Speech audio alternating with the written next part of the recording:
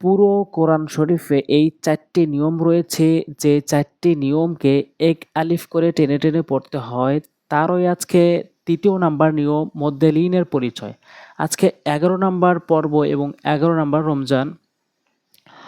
তো অবশ্যই আমরা ভিডিওর শুরু থেকে নিয়ে শেষ পর্যন্ত মনোযোগ সহকারে দেখব এবং এই চ্যানেলটি অবশ্যই সাবস্ক্রাইব করে রাখবো সহি শুদ্ধ করে কোরআন শেখার জন্য।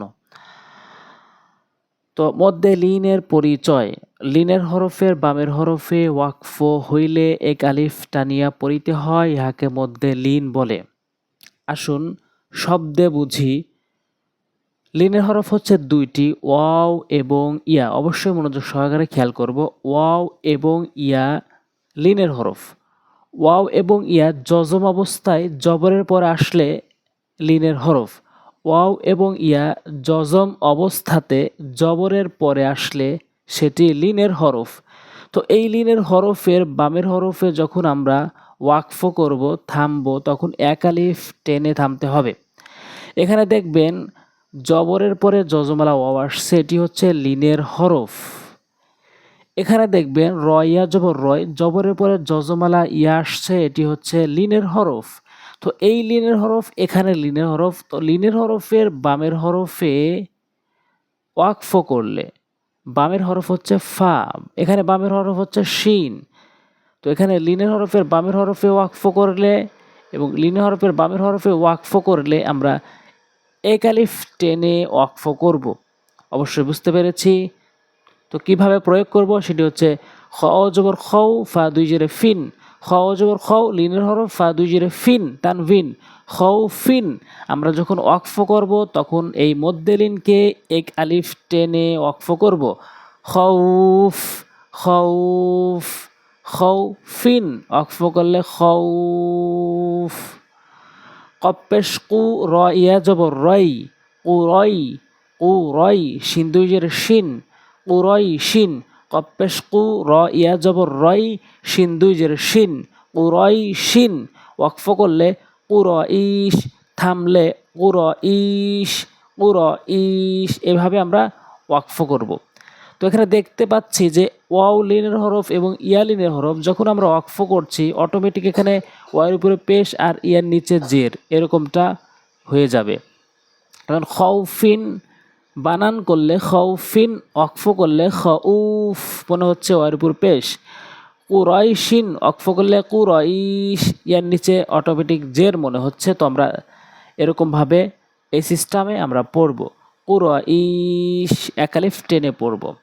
তো মধ্যে লিনের পরিচয় হচ্ছে লিনের হরফের বামের হরফে যখন আমরা থামবো তখন এক আলিফ টেনে থামবো। আইনিয়া জবর আই, নুনিয়া জবর নাই, আই নাই নুন জেরে নি, আই নাই নি। ওয়াকফ করলে আই নাইন, আই নাইন। শিন জবর শা, ফা জবর ফা, শাফা, তাইয়া জবর তাই, শাফা তাই, নুন জেরে নি, শাফা তাই নি। লামিয়া জবর লাই, লাম দুই জের লিন, লাই লিন, লাই লিন। মিম জবর মাউ, তা দুই জেরে তিন, মাউ তিন, মাউথ। ওয়াকফ করলে মাউথ। ইয়া জবর খয়, র দুই জের রিন, খয় রিন। ওয়াকফ করলে খয়র। নুন জবর নাও, মিম দুই জেরে মিন, নুন জবর নাও। বানান করার সময় এটি লিনের হরফ, মিম দুই জেরে মিন এটি তানভিন। ওয়াকফ করার সময় মিমের যখন ওয়াকফ করব লিনের হরফের বামে, তখন আমরা এটি মধ্যে লিন হিসাবে এক আলিফ টেনে ওয়াকফ করব। নাও মিন, কফ ও জবর কৌ, মিম দুই জেরে মিন, কৌ মিন। ওয়াকফ করলে কৌম, কৌম। ওয়াকফ করলে কৌম। এভাবে আমরা বানান করার পর অবশ্যই দ্রুত রিডিং শেখার জন্য আমরা বারবার উচ্চারণ করে পড়ব। খৌফিন, কুরাইশিন, আইনাইন, শাফাতাইনি। এভাবে বানান করব এবং উচ্চারণ করব আমরা। খৌফ, কুরাইশ, আইনাইন, শাফাতাইন, লাইল, মাউত, খয়র, নাউম, কৌম। এভাবে আমরা পড়ব। তো আজকে এ পর্যন্তই। ইনশাল্লাহ 12 নম্বর পর্বে এক আলিফ করে টেনে টেনে পড়ার 4 নাম্বার নিয়ম বলবো ইনশাআল্লাহ। তো অবশ্যই আমার চ্যানেলটি সাবস্ক্রাইব করে পাশে থাকবেন নতুন কোনো ভিডিও পাওয়ার জন্য। আর চ্যানেলের ভিডিওগুলা শেয়ার করবেন যাতে করে প্রত্যেকেই সহি শুদ্ধ কোরআন শিখতে পারে। আসসালামু আলাইকুম ওয়া রাহমাতুল্লাহি ওয়া বারাকাতুহু।